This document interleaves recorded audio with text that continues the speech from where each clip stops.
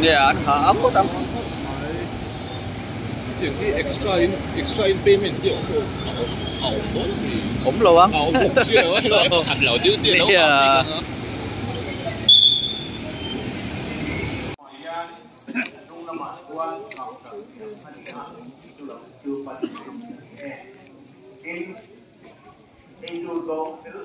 Synod Inkhawmpui vây giờ na rồi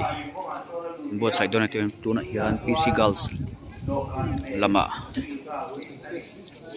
hei me kani Synod Inkhawmpui vây giờ na mission veng thenga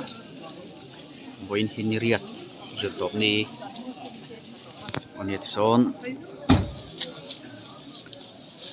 ruai buat side muk mai ni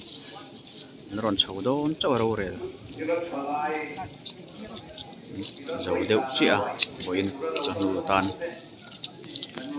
tuna hian tlai dar thumna chan ve ve che che ani naron chau an the don cha tran chawa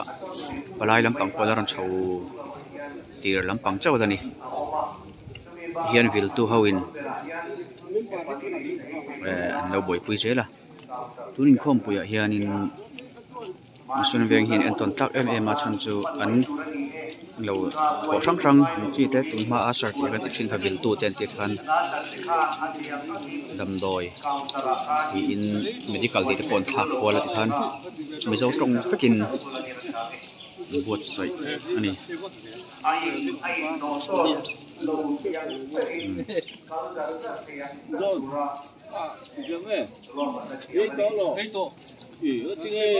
la phei mur mai ni mi sang ni chuangin ruai an the don ani sang thum po an kai thuak mai thei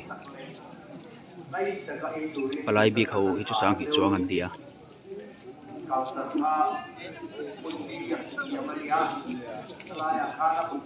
ruai hi la om ngai lawa ma se voi zana ni bang hian Inkhawmpui voi zana amuna po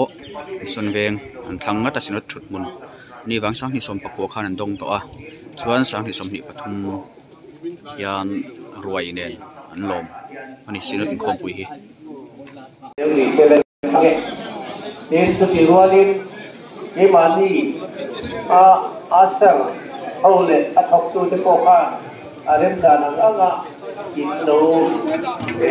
ilma ko tu ka apoi lawang